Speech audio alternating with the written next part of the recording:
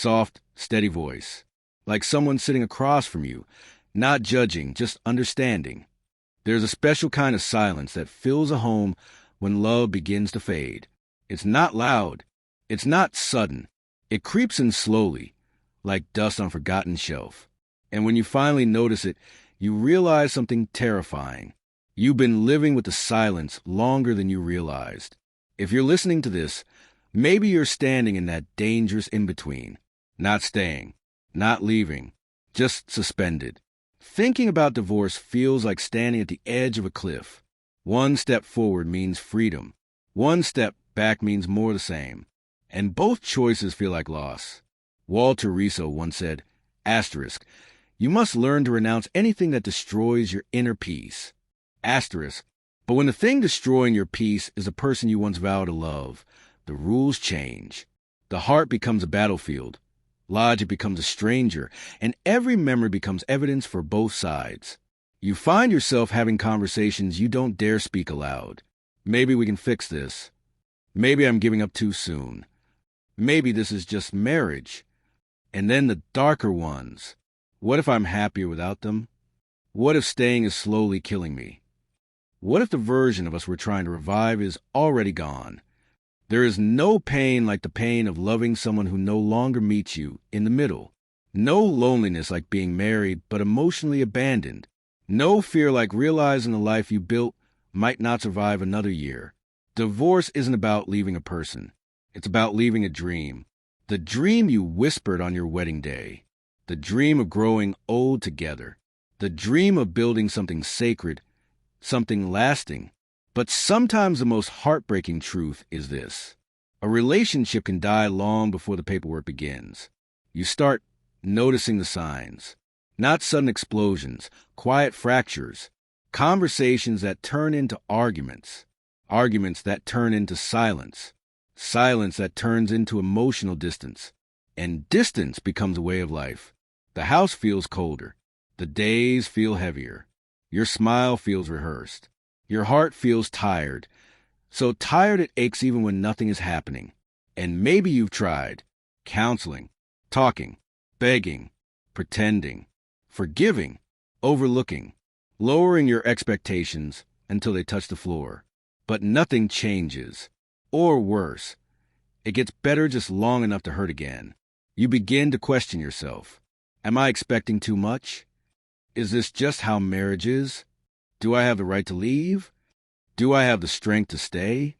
And maybe, deep down, the hardest question of all, what if this is my fault? But listen to me carefully.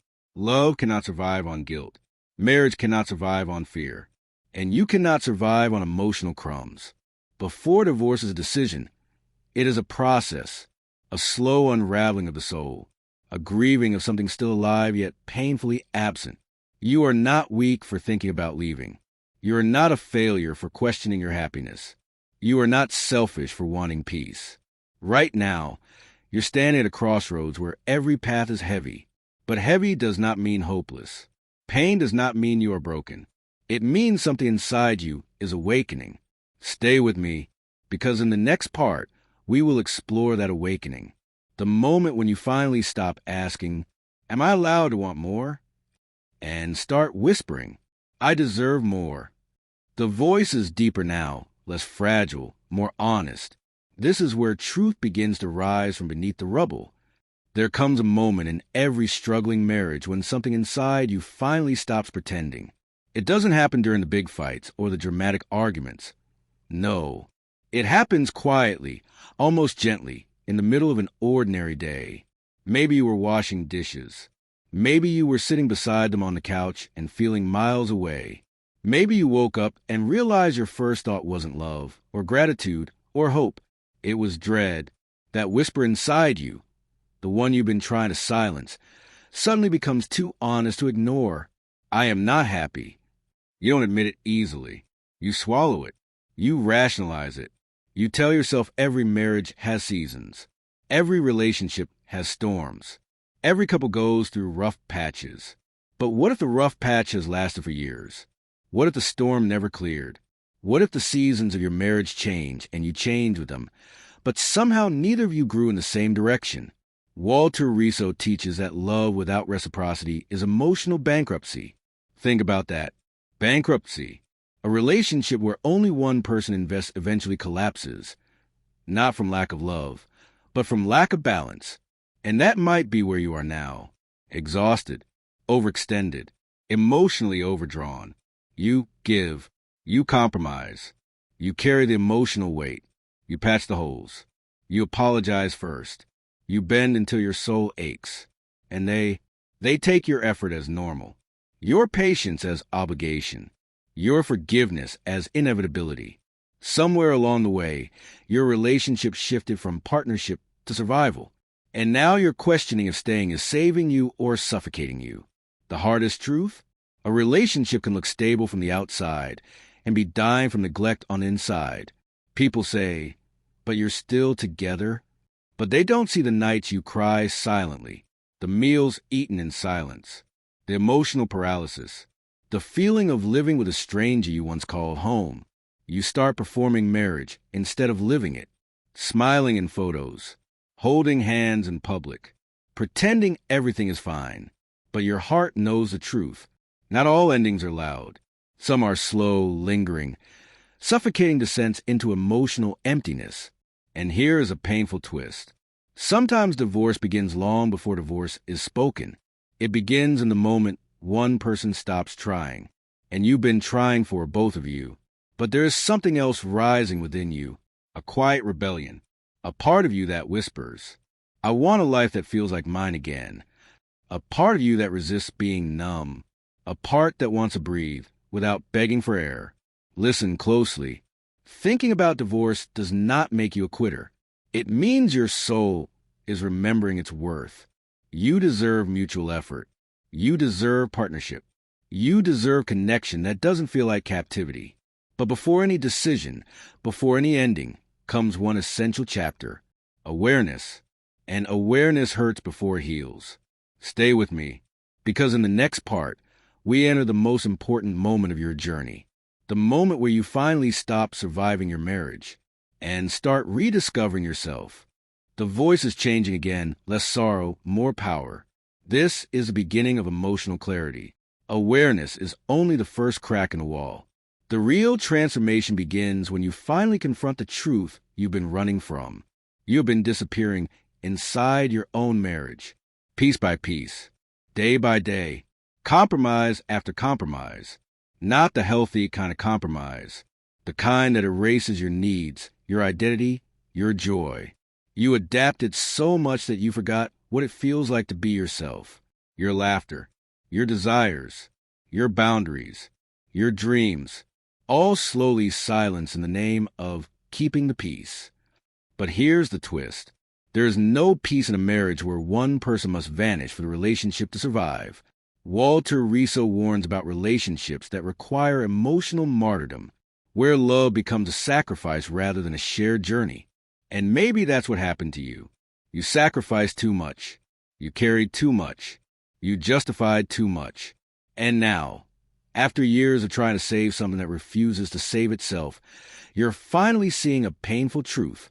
Staying is starting to cost you more than leaving. You feel it in your chest when you wake up. You feel it in your silence when they walk into the room. You feel it in the constant tension between your heart and your reality. You're tired, not just physically, but spiritually tired. Tired of forcing conversations they don't want to have. Tired of explaining your pain to someone who minimizes it. Tired of begging for affection, for effort, for something that should come naturally. And now the question shifts from, should I stay, to, what is the cost of staying? And that cost is becoming too high, because staying in a marriage without connection is a slow form of self-erasure, a silent erosion of your emotional identity, a slow poisoning of your hope. And then comes a moment that changes everything. You start imagining your life beyond them. At first, the image is blurry, uncertain, fragile, but over time it becomes sharper. You cooking alone but smiling, you walking in peace. You rediscovering the pieces of yourself you buried to keep the marriage alive. This is the rebirth stage, the beginning of you reclaiming yourself. You start to realize, I'm not afraid of being alone. I'm afraid of continuing to live like this. Divorce stops being the villain. Divorce becomes a door. Not a door of escape, but a door of truth. The truth that you deserve love that grows, not love that chains. The truth that you deserve a partnership, not a prison.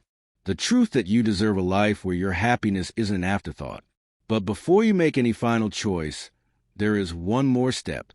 A step that requires courage, honesty, and self-respect. The decision. Stay with me, because in part 4, we arrive at the final crossroads, where clarity meets courage, where endings meet beginnings, and where you finally choose yourself. Here, the voice is calm, deeply calm. This is the voice of someone who has walked the fire and survived. Now you stand at the crossroads, the place where every path requires courage, the place where your heart, your past, your fears, and your future all collide. Thinking about divorce is no longer a whisper. It's a question, a possibility, a doorway your soul keeps looking at, even when your mind tries to close it. This is where truth becomes unavoidable. Staying will cost you something. Leaving will cost you something. But only one of those choices will give something back. And here's the truth most people avoid. Divorce is not failure. Divorce is honesty. It is a moment when two people stop pretending that pain is normal. It is a moment when you recognize that love without respect is just attachment. It is the moment when the life you imagine must make room for the life you actually need. Walter Riso says, asterisk, renunciation is an act of self-love. Asterisk, and sometimes the most loving thing you can do is walk away from what is slowly killing you. People will judge. They always do. They'll say, you should have tried harder, without knowing how hard you tried. They'll say, marriage is forever, without knowing forever you've been living is a quiet agony. But your marriage is not public property. Your suffering is not a community project. Your healing is not up for debate. You owe yourself the life you've been postponing. You owe yourself the peace you've been negotiating. You owe yourself the happiness you've been sacrificing. And maybe, just maybe, divorce is not the breaking of a family, but the birth of your freedom. Leaving doesn't erase the memories. Leaving doesn't undo the love that once existed. Leaving doesn't mean you didn't fight hard enough. Leaving means you finally realized you cannot heal in the same place that breaks you. And the moment you choose yourself, fully, honestly, unapologetically, something extraordinary happens. Fear loosens its grip. Guilt dissolves. Shame evaporates. And peace begins to grow. You start breathing again, sleeping again, smiling again, not because life is easy, but because your life is finally yours. Divorce is not an ending. It is a correction, a redirection, a return to yourself. And one day, maybe sooner than you expect, you'll wake up, look in the mirror, and whisper, I didn't lose a marriage. I found myself. And that, my friend, is the most sacred love story of all. The voice now feels different, lighter, but not careless. It's the tone of someone who has walked through fire, faced the truth, and now speaks from the other side. Calm, strong, free. There's something nobody tells you about reaching this stage. After all the fear, confusion, and heartbreak comes clarity, not the sharp, sudden kind, but a slow, gentle light that enters your life the moment you stop betraying yourself. By the time you reach part 5, the decision is no longer about leaving or staying. It's about becoming someone who no longer abandons their own soul. If you're here now, it means something inside you has awakened, a strength, a truth, a self-respect that refuses to keep living on emotional credit. You've cried enough tears to fill oceans. You've repeated the same arguments, the same hopes, the same disappointments. You've tried to resurrect something that was already gone. And now, there's only one thing left to do. Choose peace. Walter Riso once wrote, asterisk, when love becomes harmful, detachment becomes a virtue. Asterisk, and you are learning the sacred art of detachment, not from a person, but from the illusion that suffering is proof of loyalty. Let me tell you something powerful. You do not need permission to save yourself. For years, you tried to save a marriage. Now, It is time to save the one person who needs you the most. You. This final chapter of your journey isn't just about divorce. It's about reclamation. Reclaiming your voice. Reclaiming your dreams. Reclaiming your identity. Because somewhere along the way, you lost parts of yourself you never should have given up. Your laughter, your confidence, your sense of worth, your joy, your freedom. Divorce, if you choose it, isn't about ending a relationship. It's about ending self-abandonment. But here is something equally important. If you choose to stay, to rebuild, to heal the marriage with mutual effort and real commitment, that is also valid, as long as the rebuilding includes you, because marriage is not a prison you must escape. It is a partnership that must serve both hearts. If only one person is sacrificing, the relationship becomes a sentence. And now you must ask yourself the question only you can answer. Which choice allows me to stay true to myself? Not, what will people think? Not, what if I regret it? Not, what happens next? No, the real question is, what path lets me live in truth? Because divorce is not about destroying your life. It's about refusing to destroy yourself. You will grieve. You will doubt. You will sometimes wonder if you made the right choice. That is all part of the journey. But with time, something profound happens. You begin to feel lighter, brighter, more connected to your own soul than you felt in years. You start rediscovering the person you were before the pain, and the person you're becoming because of it. You'll laugh unexpectedly. You'll breathe deeply. You'll feel possibilities blooming where guilt once lived. You'll look at your reflection and recognize yourself again. And one day, whether you rebuild the marriage with new boundaries or walk away to start anew, you will understand this truth. You didn't go through all this to survive. You went through all this to awaken, to become someone who loves with open eyes, who gives without losing themselves, who walks away without fear, who chooses joy without apology. Your story doesn't end here. It begins. This moment, this crossroads, is not your breaking point. It's your turning point, your rebirth, your return. So inhale deeply, feel the weight leaving your shoulders, feel the clarity settling into your bones. Feel the freedom rising inside you like a quiet sunrise. You are not the same person who started this journey. You are wiser, stronger, more awake, more yourself. Whether you stay or leave, you'll no longer choose pain over peace, silence over truth, fear over freedom. You are choosing yourself. And that choice will heal every wound you carry. Remember this. You didn't lose a marriage. You found your strength. You found your voice. You found your truth. You found your way home to yourself. And that is the greatest love story you will ever live.